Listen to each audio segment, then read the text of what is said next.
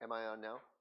All right. So Proverbs chapter 3, verse 1 starts out with, "My son, forget not my law." So when I read that this morning, the words, forget not, jumped out at me because today I'm teaching a class on Baptist history. And so why do we study history? Well, we study history so that we can remember the past.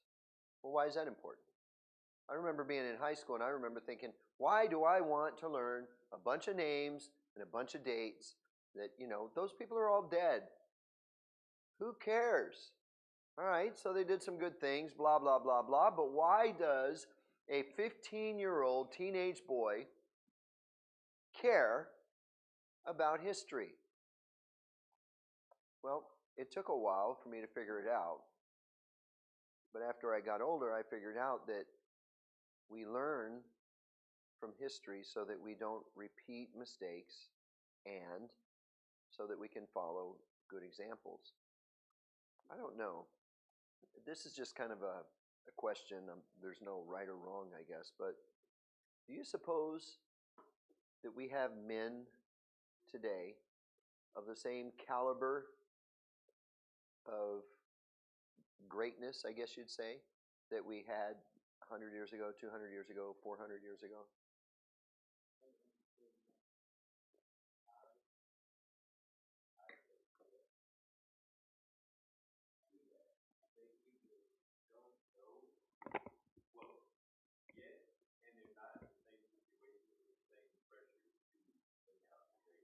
All right, so you think that there are people today that have that same level of commitment or that same fortitude, if you will, that would do great things today if they were in the same sort of situation as the men back then? Okay. All right. What do you think, Willie? You said no.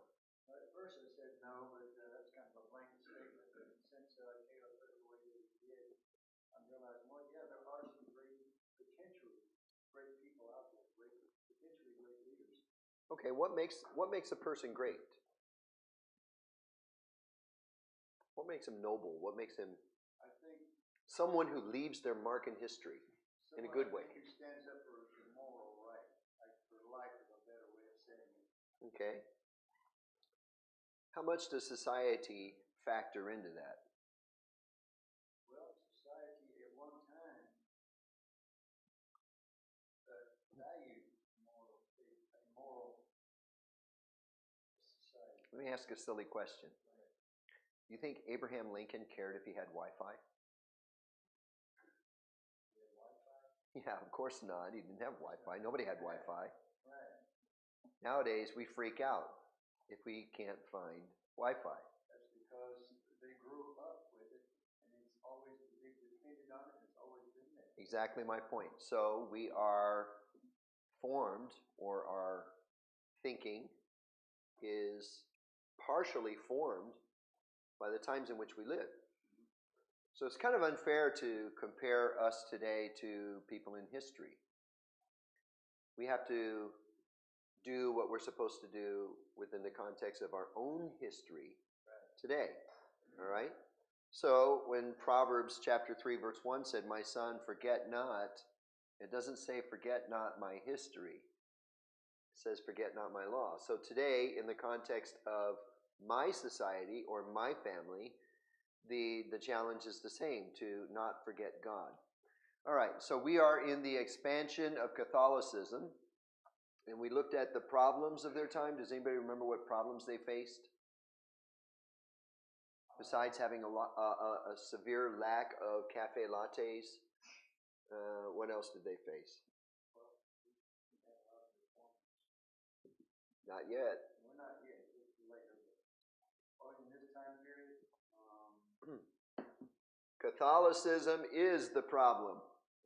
The expanse of Catholicism. They're the problem. They're predominant now over the state. There's problems with, they're developing their long-standing heresies, and this is getting deeply rooted into people's thinking. Islam is now coming on the scene. You've got men like Gregory the Great, who, has now become a hero because he helped to defend the poor people against the Lombards. And you had Charlemagne and, Charles the Great, who was given his crown by the Pope and therefore was servant to the Pope. There's a lesson from history right there.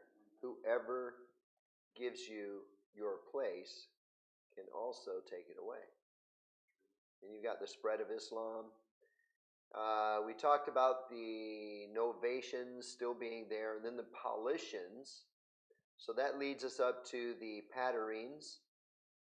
And let's see, the Patarines pick up on page, I'll get there in a minute. For me, it's page 71.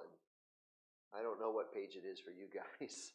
Apparently when they printed the books or when they did the e-books, the page numbers are different. I don't know how that works, but they're different. I might need to just go out and buy them so I can actually have the right page number. Why should I buy my own book? I'm not buying my own book. To support myself. Lose money just to get... Anyway, is everybody there now, the Patarines? The churches of the Patarines existed from about 500 to about 1500. And you know what? I think we did the Patarines, didn't we? I am so lost. I am as lost as a white poodle in a snowstorm. Yeah.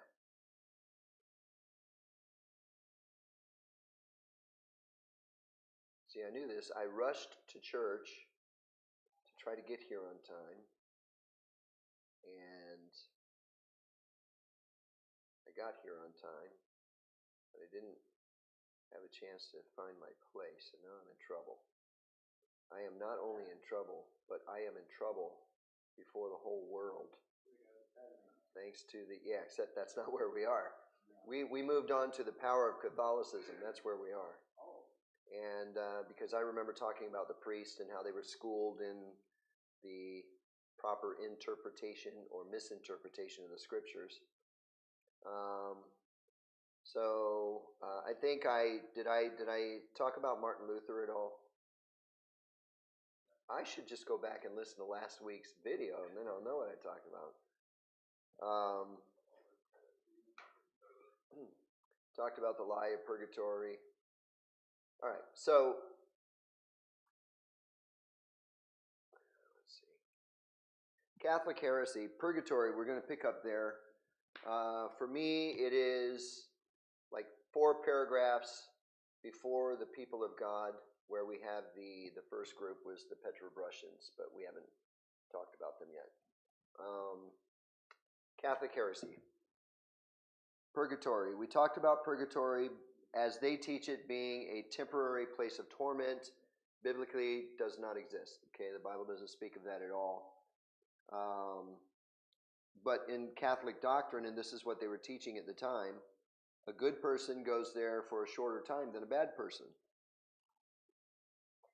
But the bad thing is, everybody goes there.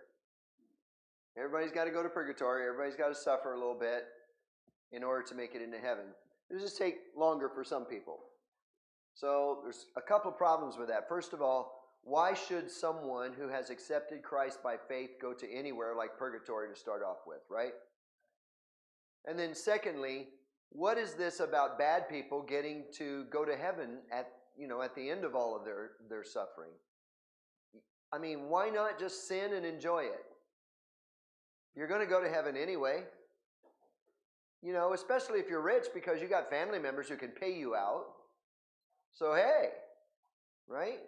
This is what they were teaching. And the false doctrine makes the need for Jesus a moot point. There's no need for Jesus.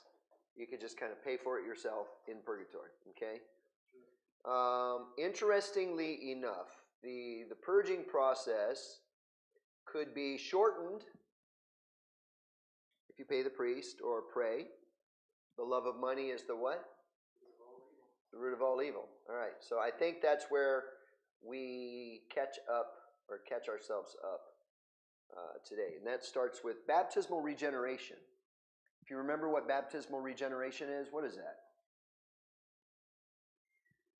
Yeah, you guys are just as lost as I am, going, where is he at? Where is he at? Find the people of God, and then find the Petrobrusians, and then go up 1, 2, 3, 3 paragraphs. Yeah, and then go up about 3 paragraphs above that. Baptismal regeneration. Brother Benjamin, what is it?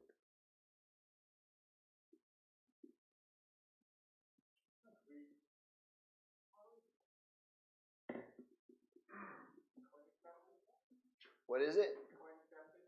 Okay, baptismal regeneration. You're cleansed by baptism. So baptism regenerates you. Okay? That is, of course, a false teaching. You cannot be regenerated by any work. But baptismal regeneration and the associated heresies of clinic baptism. Clinic baptism is when we baptize old people and get them in before they die. And infant baptism, which means we're trying to seal them for life. So you've got all of this going on. And what happens when we do this is that now our work is elevated to the same level as the work of Christ. We don't really need Jesus anymore if we can be saved by baptism. So, You understand it? yeah, baptismal generation is like, okay, well, I just need to be baptized and I'm saved. Right. So, along the same lines, a couple more things begin to creep in, such as the false teaching of celibacy for the priests. You know what celibacy means, right? Yeah. I heard a joke about a priest. He somehow messed up and accidentally got saved. And then he died and he went to heaven. And when he got there, St. Peter said, you know, you were such a good guy. We're going to give you a library. Since you like to study, you can study. So he got his own library. And about 15 years goes by, and all of a sudden there's all this shouting coming out of the library. Ah! Ah! That's not the punchline. Just hold the laughter, okay?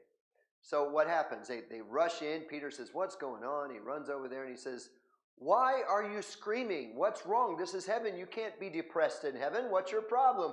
He goes, there's an R. There's an R. Peter said, what do you mean there's an R? It's celebrate. Now you can laugh. Not celebrate, never mind. Yeah, so you've got that going on. Transubstantiation, auricular confession, and papal infallibility. So let me run these by you really quickly and tell you what they are. We know what celibacy is. That doesn't require much of a definition. Transubstantiation means that when you partake of communion, the bread turns into the body of Jesus and the wine turns into the blood of Jesus. Auricular confession is when you go sit in a closet with some guy with a dress on and tell him everything you've ever done.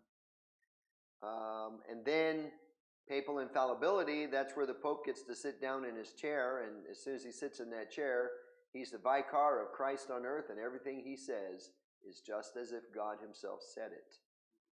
These are some very serious things. And all of this became legal at the Lateran Council IV in AD 1215. So, by the time we get to, and we're going to get there, I think tonight we might get there.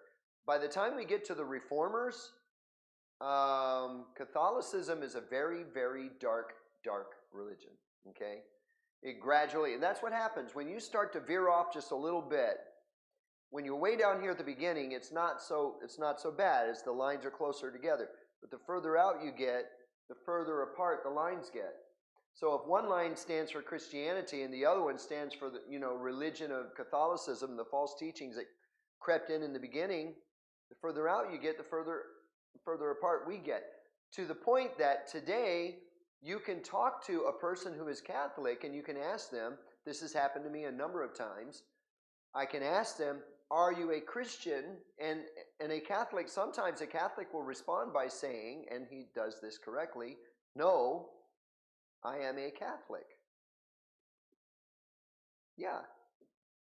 Because even they realize that there is a great difference between true Christianity and Catholicism. So the time that we're talking about here is a dark time, very dark spiritually, speaking, to the point where it's called the Dark Ages, and for us that means spiritually dark. So the people of God, we've got 5 groups. The first group is the Petrobrusians, then the Henricans, the Arnoldists, the Albigenses, and the Waldenses. And I'm going to tell you straight up, one of these groups is not like the other. One of these groups, it doesn't belong. But so many people throw them into Baptist history that I thought that I would take a look at the group and show why they are not actually Baptist. But we'll get there when we get there. Petrobrusians. According to most historians, they appeared in south of France around 1104 AD, and it was a large group. Some believe that they numbered in the hundreds of thousands. Now understand, that's not one church. These are many churches, Petrobrusians. Their leader was Peter de Bruys. Obviously French, right? De Bruges. Anyway, he was succeeded by one of his associates, Henry of Lausanne. And I thought this guy was a little interesting when I was looking at him in history. He was a monk of the order Clugny. That would be enough for me to want to leave the order immediately. A name like Clugny, I don't want to be there. Anyway, he was a monk of the order of Clugny, and he left that. He got saved, and he left the group, and he joined the Petrobrusians. And under his leadership, the group greatly increased. They grew in numbers, unbelievably so. As to their beliefs, the following 5 tenets make a part of their system. And I have that for you before we get to the acrostic. This is what they believe. This is what we know that they taught. That no persons, whatever, were to be baptized before they were come to the fullness of their reason. In other words, you don't get baptized till you're saved. They spoke kind of fancy back then, and I guess especially when you're translating from French to English, makes it even worse. Number 2, that it was an ideal superstition to build churches for the service of God, who will accept of sincere worship wherever it is offered, and that such churches as had already been erected should be pulled down and destroyed. So they were not all about these big fancy buildings that you see in Europe. I went to Europe in 2014, I think I told you this, and my wife and I, we took our first and only furlough ever in our entire missionary existence. And we traveled around Europe by way of an RV, a camping cha in Korean. We drove around Europe for 3 months and had a great time. It really was a fantastic time. But you know what impressed me? 2 things impressed me. Number 1, did you know that there are tons of castles in Germany? Tons of castles. In fact, I read an article the other day that said that there are more castles in Germany than there are McDonald's. I mean, either McDonald's is not very popular there, or castles are really popular there. Yeah.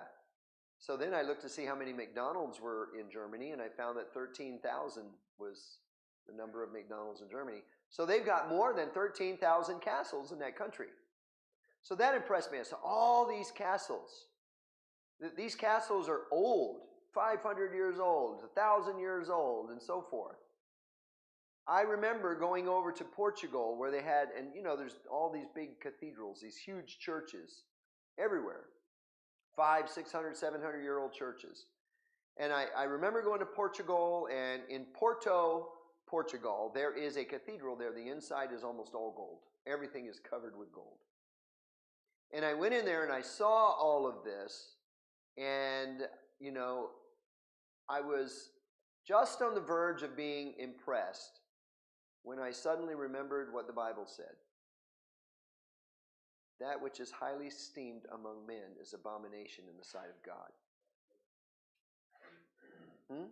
This cathedral, the chance, have any Islamic influence prior to the cathedral? I don't know. I didn't see any of that. All I saw was this big, huge Catholic building with lots of gold inside. The only reason I brought up is I know that Islam had something to do with it for a while. They did. Portugal and They came in and took over a lot of things for a while, but then the Catholics beat them down and took back over. So yeah, so they were against that. The Petrobrusians were against that sort of thing. They didn't like these big fancy edifices, called churches. Then they said that the crucifixes, as instruments of superstition, deserved the same fate. Sir.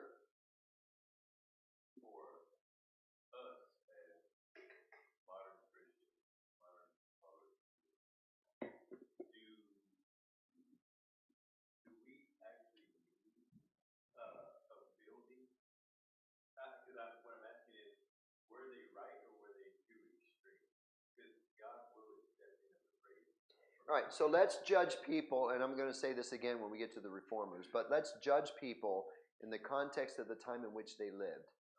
Let's remember that the true believers, they weren't meeting in big edifices. They weren't meeting in big, huge church buildings. They couldn't. The Catholics would have sought them out, arrested them, and they would have been tried for heresy. So they didn't have all of that. At the same time, what are they doing? They're walking down the street. They're looking at these big, huge, cathedrals and so forth, and they're watching how people practically worship the building more than they were the Lord. So they saw that as a superstition. Okay, did they meet in buildings? Yeah, I'm sure they did. I'm sure they met somewhere, in maybe somebody's house or in some barn somewhere or something. I'm sure they met in buildings. You can't have hundreds and thousands of people all meeting in the forest. So they've got to have buildings somewhere, but they don't have these big, huge church buildings. And that was their thing. They believed that the church, and here's relating it to today, the church is the people and not the building. So if our building, burns down, and I hope it never does, but if it does, we've done a lot of work to get here. If it does burn down, the church is not gone. We just got to go somewhere else to meet. The people will be the same. The music will be the same. Probably have to get a little electronic organ or something because this will be burned up in a fire, right? Everything will be the same. The only thing that will be different is the location, right? So they were against that. That's also why they were against crucifixes, because if we didn't have a cross in our church, would we still have church? Yeah, it's just fine. Well, it's a nice decoration, but nothing that we worship. At least I don't worship it. And I'm not very superstitious about it. The only thing about this cross in particular that I notice every week is that for some reason it won't hang straight. That's because whenever we get it to sing, someone bumps it. I don't know what happens. All I know is it annoys me.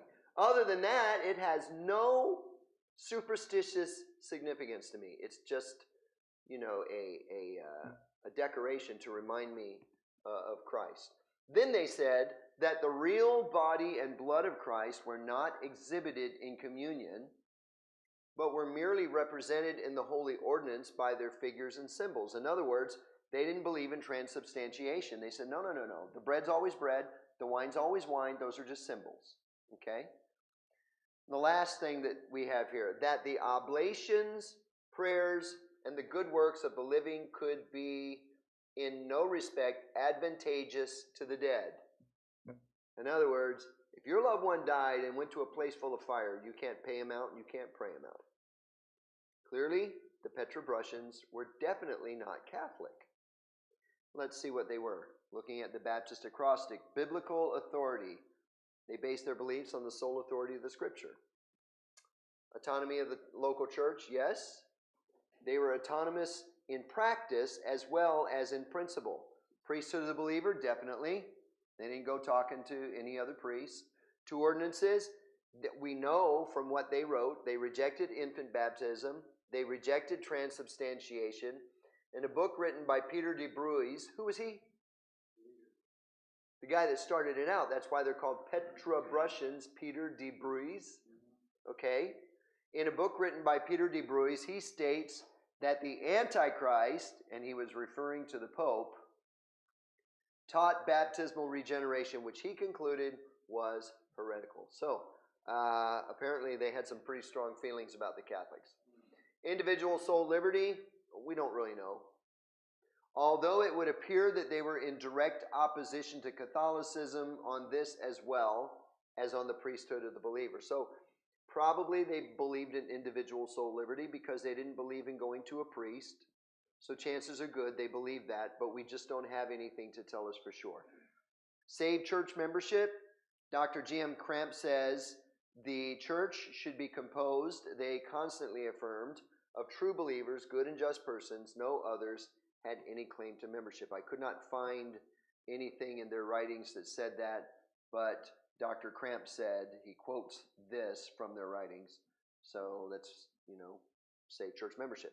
2 offices, we don't know. Nothing specific is known. We know that they had pastors, but other than that, we don't know anything. Separation of church and state. Back then, if you were different, you were separated. You had to be or you died. It was pretty simple. So, were they Baptist? Well, I got a big old long quote here for you that you can read on your own. I'll just sum it up by saying, yes, they were Baptist, okay?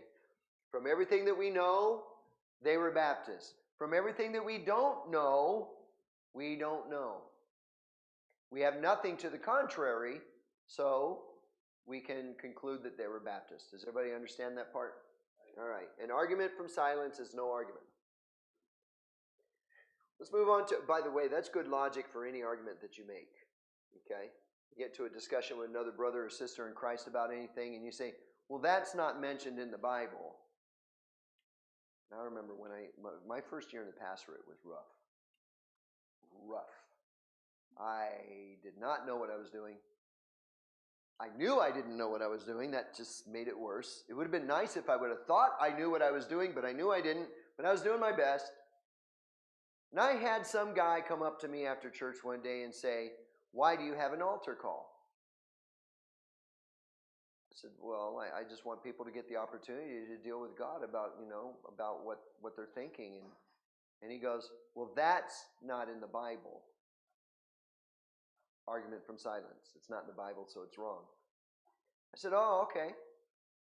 Chairs aren't in the Bible either. So we don't sit in chairs. I guess we're going to have to stand up next week. You meet all kinds of people. Argument from silence is not a good argument. The Henricans. The Henricans were another group of Baptistic believers during this time. Mosheim states that Henry of Lausanne took up the work where Peter de Bruys left it, and that Henry founded the Henricans. Wait a minute, I thought we just said that he promoted the Petrobrusians. So what did he do, Pastor? Did he start did he work on the Petrobrusians, or did he start the Henricans? Well, the answer is yes. Why? Because the Petrobrusians and the Henricans are the same. Why? Because they're Baptists. And they didn't go, hey, guess what, guys? I came up with this really cool name for us. Let's call ourselves the Henricans. No, names of these groups were given to them by others who did not like them. So they were Petrobrusians, but now they're Henricans. Why? Because Henry of Lausanne took up the work where Peter de Bruys left off, and he founded, if you can put it that way, the Henricans. Okay? We don't have a lot. There exists scarce credible account of their doctrines, but the following are the sum of what we know about the beliefs of Henry himself. Remember that what we just learned about the Petrobrusians is going to apply to him. So this is not scarce evidence. This is actually more evidence to what we've already seen, because they are actually the same people. Okay? All right, so here's what we know just from him. He rejected infant baptism. He censored with severity the corrupt and licentious manners of the clergy. So if you were in Henry's church and you were the song leader or the pianist or the treasurer or the deacon or whatever, and you started, doing things you weren't supposed to do, Henry would nip that in the bud. He would deal with that very strongly. He censored with severity, okay? Number 3, he treated the festivals and ceremonies of the church with the utmost contempt. What's he talking about? Festivals and ceremonies. Things like Lent and Good Friday and things like that. Okay? Lent. Since I brought it up. What is Lent? I mean, other than that fuzzy stuff you pull out of your belly button at night. But what's... Isn't it when you give up something it's like fasting. Yeah, so Lent is like you give up something for 40 days, right? 40 days you give up something. You can choose what you want to give up. I'm going to give up asparagus. Why do they do that? Well, to tell you the truth, I don't really know why they do that because it's not in the Bible. And if you ask somebody that observes Lent, they usually can't tell you why they do it either.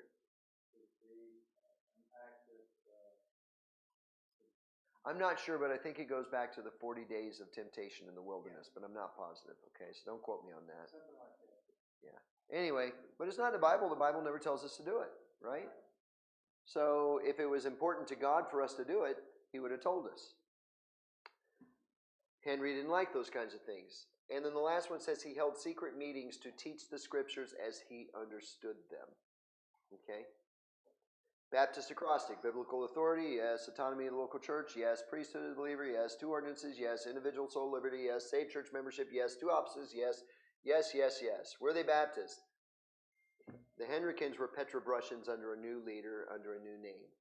Since the Petrobrusians are clearly Baptist, since the Henricans were essentially the same in every respect, they too can be counted as part of the Baptist heritage. Okay? Now, remember the list I gave you earlier? I said one of these things is not like the other. Where does that song come from? Is that Sesame Street? I hope I don't get sued for that. I sang it. Anyway. I think it's the next group. It's the what group? The Arnolds. Did you read ahead? Maybe. Okay. So that's the next group, the Arnoldists. They took their name from Arnold of Brescia, and they're in Italy. Okay, so the Petrobrusians and the Henricans are where? France. Now we're leaving France, we're going back to Italy, and this is where Arnold of Brescia is, and he was condemned along with Peter de Bruys in the Lateran Council of AD 1139 by Pope Innocent II. Innocent? Really? Anyway, Arnold found out that proclaiming the truth in the canton of Zurich, Zwingli was there later, he found out that that was going to get him in a whole lot of trouble, which it did. They came up with a bunch of conspiracies against him. The whole power of Rome was directed to destroy Arnold. Upon the death of the pontiff, he returned to Italy. Then he was arrested in AD 1155 by the prefect of the city. Well, that would be kind of like, I guess like the, what's a prefect? Kind of like the mayor or governor or something like that. So the prefect of the city of Rome arrested him, and he was crucified. And then he was burned to ashes. And his ashes were thrown into the river. They really wanted this guy dead. Yes. We're going to get to Zwingli. Okay? It's not Zwingle, it's Zwingli. We'll get to him. Zwingli. Yeah. As to his beliefs, well, his followers stood against infant baptism. He taught the people the necessity of setting bounds to clerical authority. In other words, he did not believe in a hierarchy of clergy and laity. He believed that people were equal. That's individual soul liberty, in case you're wondering. Because he believed these things, some people have tried to identify the Arnoldists with the Baptists, but they're not truly part of our Baptist heritage because Arnold never really desired to leave the Catholic Church. He fits better with the Reformers than he does the Baptists. Not saying that Arnold was a bad guy. He certainly wasn't. He was a good guy. He stood for a lot. But he was like trying to fight the fire from inside the closet, you know. You just can't do that. So he's not really a Baptist. They're similar in many ways to Baptistic groups that existed at that time. They probably had a lot in common, but Arnold was really a pre-Reformation reformer, if you could say it that way. Okay. The next group is the Albigenses, and they're actually pretty well known. They're a very well-known group in Baptist history. Their name comes from the French town, Albi, which was the main location of their activities. And, you know, wouldn't it be cool if the Baptists could be so influential in Kunsan that we were the only kind of church you could find in Kunsan? That would be something, wouldn't it? Well, that's kind of the way it was in Albi, except the Catholics were there too. The name Albigenses was one of the designations of the Paulicians. So what do we have? The Albigenses are Paulicians. Then they're just kind of now evolving into the Albigenses. And when I say that, I don't mean that their doctrine changed. It just means that their name changed. So from the beginning of the 11th century to the middle of the 13th century, coming from Asia, where they were known as Paulicians, they crossed the Balkan Peninsula and reached the Western Empire. In the 10th and the 11th century, under the name of the Paulicians, but especially Albigenses from the town of Albi and Cathari, which is another cool name, they filled and molded both France and Italy. They changed two nations, France and Italy. Have we done that? Have the Baptists done that? Oh, we kind of took over the South in America, but I don't think we changed a whole lot. Right? All right? So they affected to a lesser degree other parts of Europe as well. Their roots in the Paulicians are also clearly stated in the Encyclopedia Britannica. So everybody agrees that the Albigenses were just Paulicians. Okay? They traveled over and got a new name. Their doctrine and their practice is well known. A decent amount of evidence in the writing of the times. They held to strict living standards, which caused them to be identified as Catharists, or Cathari, which means pure. We have an English word today that we use for this. Does anybody know what word I'm thinking of? Let me see if I can project. Is that working? No? We try again. No? Nobody's getting it? Catharsis. Catharsis is a kind of one of those terms that psychologists like to use, you know, and they ask you to tell them all of your troubles, and they get you to share, your inner thinking and something, your inner pains, and they call it catharsis. You're speaking out all of this pain, and you're getting rid of it so that you can be purged, if you will, or become pure of that, whatever that is. Well, catharsis. Catharists were given that name because they were morally pure. Okay? That's like the guys at work calling you a Bible thumper today. All right? Oh, you're one of those Jesus freaks. That's the same idea. They rejected infant baptism, for which they were sentenced to death. At one point, whole towns were burned. Whole towns were burned because they rejected infant baptism. Wow. Now, why would they do that? Why? I mean, mama gives him a bath every night anyway, right? Let's just give the kid another bath and we don't have to be burned. Why not? What would be the danger of such a small compromise? That's true, it wouldn't be the truth. But there's a bigger danger. What happens to that child that grows up thinking that they're saved when they're not? Right? Any religion, so-called religion, that steers you away from actual salvation. It's a cult. So the Albigenses were very strong in church purity, believing only saved and separated persons should be a member of the church. Do we believe that? Saved and separated, do we believe that? Does Haven Baptist Church believe that? Oh, yes, we do. Sin. I misunderstood. Yeah, in other words, you not only have to be saved, but you also got to be living for God. Now, with that, we understand that there are a variety of different levels in growth. Like the guy that just got saved yesterday might not know that it's, wrong to do certain things. I shared with you before, I had a friend, he's now a chaplain in the Army. He did not know, seriously, I don't know how he could not know this, but he did not know fornication was a sin. Yeah. He was like, yep, this weekend, buddy. I'm like,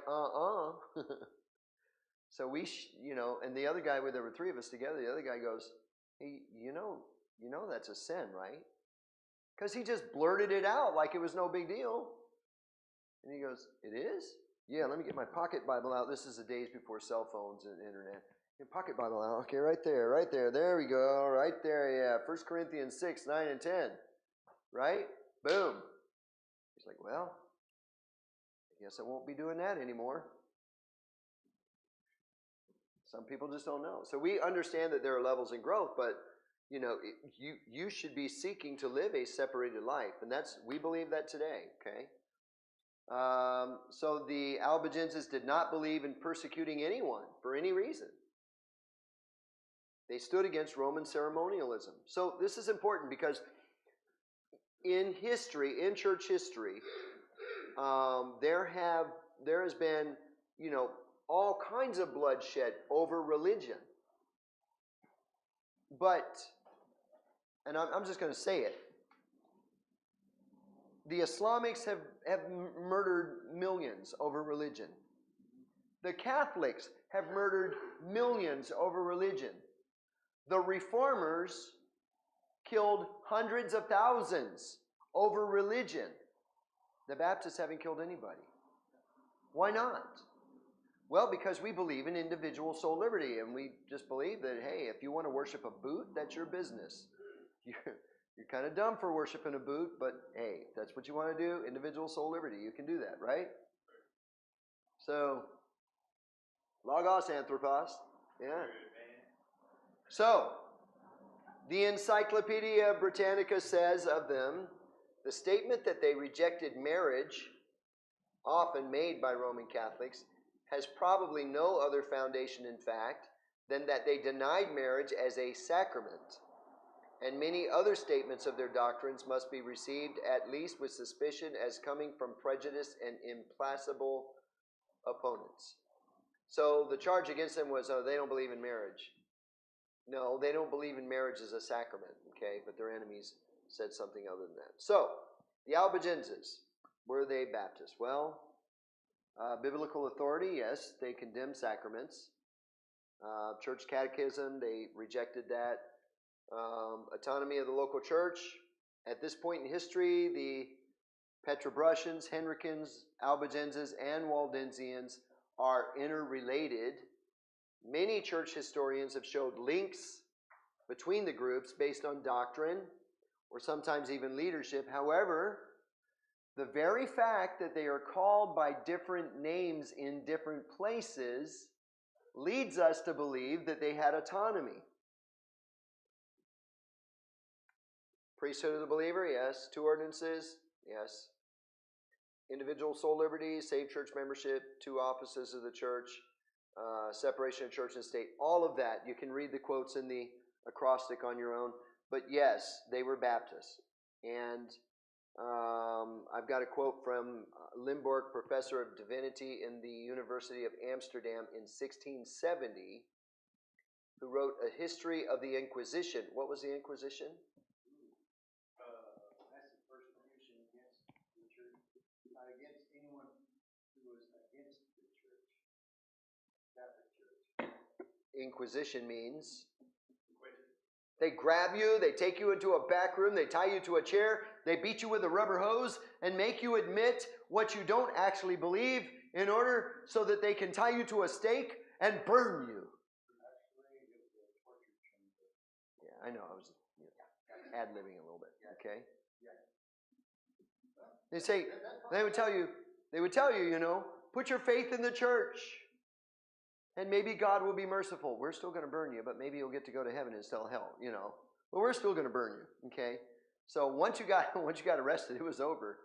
All right? So anyway, he wrote a history of the Inquisition. In comparing the Waldenses with the Christians of his own times, he says, to speak honestly, what I think of all the modern sects of Christians, the Dutch Baptists most resemble both the Albigenses and Waldenses, but particularly the latter, or the Waldenses. So this is a guy who wrote in 1670 about the Baptistic groups of that time. All right, moving on. Any questions on the Albigenses? Waldenses. That's one of the better known groups. The origin of the Waldenses is often traced back to Peter Waldo, who was a wealthy Catholic, and he got saved, and he wanted to find biblical Christianity. And so he left everything that he knew in order to seek Christ, in order to follow Christ. He organized a group of people who were called the Poor Men of Lyons. You should remember that, okay? That's kind of important in church history, okay? He was forbidden to preach by the Lateran Council III in AD 1179, and by 1182 he had completely separated from the Catholic Church. This resulted in some stating that the Waldenses were a Protestant group coming out of Catholicism. However, what really happened was this guy got saved and realized what he was stuck in the middle of was bad, and he left it, and then he started another group, okay?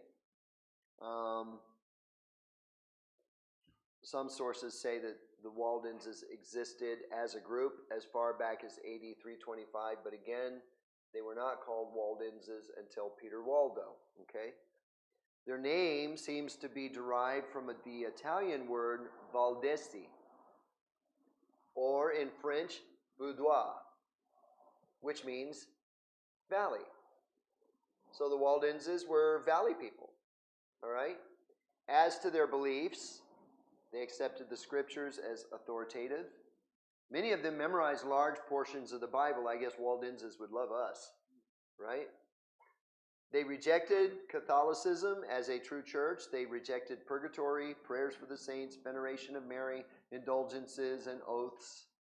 They believed that laymen also had a right to preach or teach the scriptures.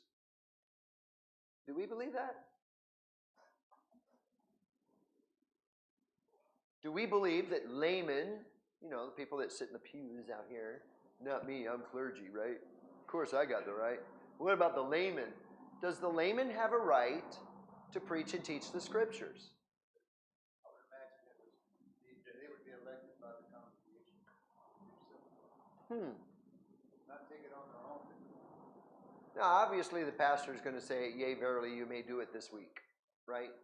Do we do that here? I don't know. Let's ask Benjamin or let's ask Caleb, right? If we do it here, of course we do it here, okay? Why? Because we believe that, all right? They did not believe in baptismal regeneration or infant baptism, but considered it a sign of salvation, just a sign. Okay? Baptism was nothing more than that. It is therefore evident, now here's another quote for you. It is therefore evident that the translators of 1611, that's the King James translators, in case you're wondering. It is therefore evident that the translators of 1611 had before them 4 Bibles which had come under Waldensian influences: the Diotati in Italian, the Olivetan in French, the Lutheran in German, and the Genevan in English. We have every reason to believe that they had access to at least 6 Waldensian Bibles written in the old Waldensian vernacular. That's an interesting thought. Don't know how accurate it is, but that's something that a guy named Otis, I think his name is Otis Fuller, put in his book called Which Bible? More than any other group we have considered thus far, the Waldenses are a warning to us. Why? Because their legacy does not end with eradication by way of persecution. Their end came because of their backsliding. Around 1532, the Waldenses began to associate with and work together with reformers. Why is that bad?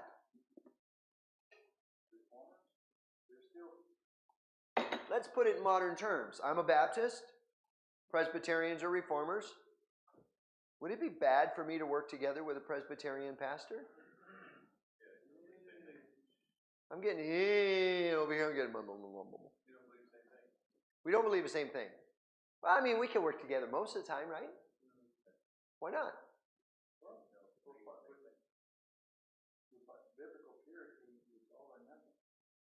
Oh, I see. So they got to be exactly like me, or else I can't work with them. No. I just say me. I said Scripture.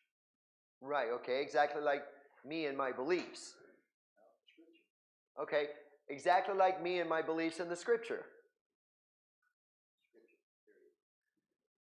Exactly like the Scriptures.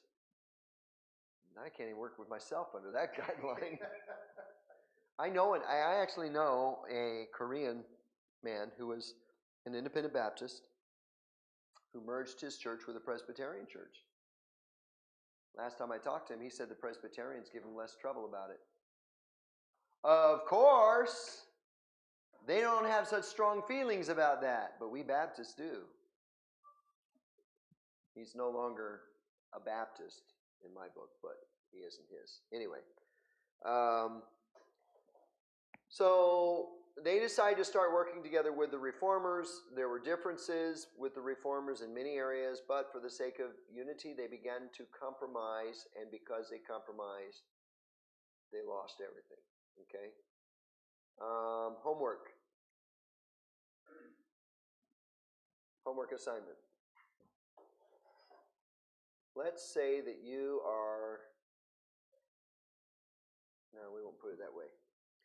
Let's put it this way. Should a Baptist church accept the baptism by immersion of a true believer from a Methodist church? So let's say a guy was a Methodist, but he's truly saved, and for whatever reason, his church baptizes him by immersion, and now he's going to change membership. He's going to come to the Haven and join us. Should we accept that? Okay, don't answer that now. Think it through for homework. Give me your answer next week. Okay? Let's see. Can we finish the Waldenses? I think we can finish the Waldenses. It might be a little late, but we'll finish.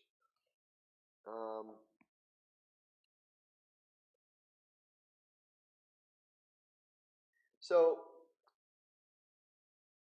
the union of the Waldenses with the Reformers required an agreement to practice infant baptism.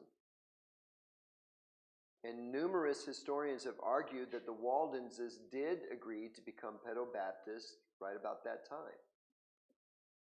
Which means all of that Baptist history was no longer important to them. I've had parents ask me to baptize their children, and their reason was, well, it's not really about them, it's really about us.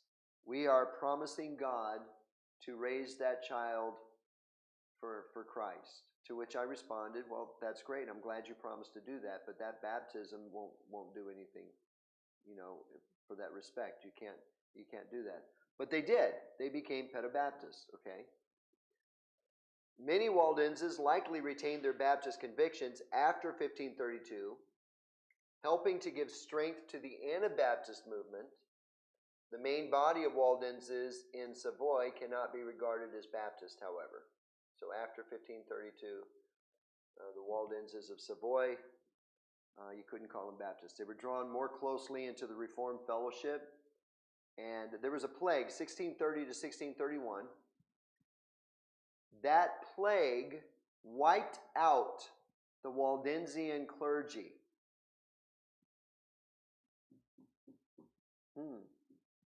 That's interesting. So the Waldensians compromised. I'm not saying God did it, but I'm not saying he didn't either. The Waldensians compromised. They ceased to be Baptist. They started to be more along the lines of the Reformers. They started doing pedobaptism, started working together with the Reformers. The next thing you know, along comes a plague and wipes out their whole leadership. Their leadership. Funny how that happens. They retained not a few of their ancient rules of discipline so late as the year 1630, but in this year, the greatest part of the Waldensians in Piedmont were swept off by pestilence, and their new teachers, whom they obtained from France, regulated all their affairs according to the pattern of the French Reformed Church. In other words, after the plague, they became Presbyterian. Okay? So the Waldenses of modern times, there are Waldenses still today, should be regarded as Presbyterians, not Baptists. Yeah, I'll let you read the rest of that on your own.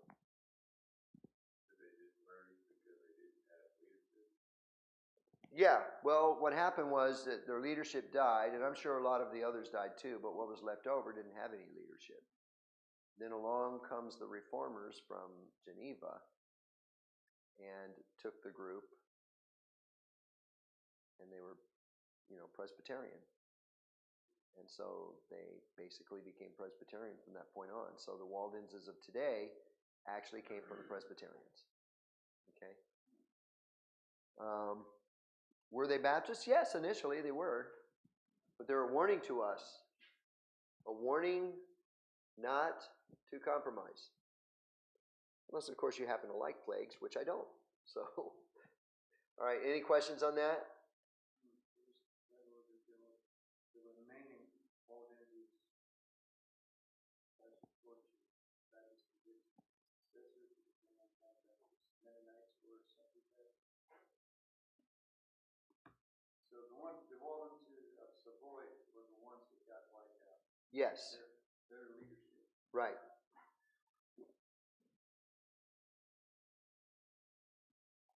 Anyone else? Everybody ready to go home? Yes? Okay.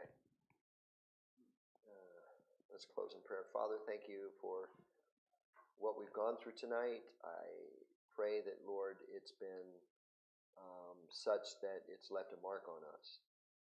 There were people who were good people, but they weren't exactly like us, like the Arnoldists. And we respect people like that, but they're still not us. And then there were those who were us, but they compromised, and the next thing we know, they're not us anymore.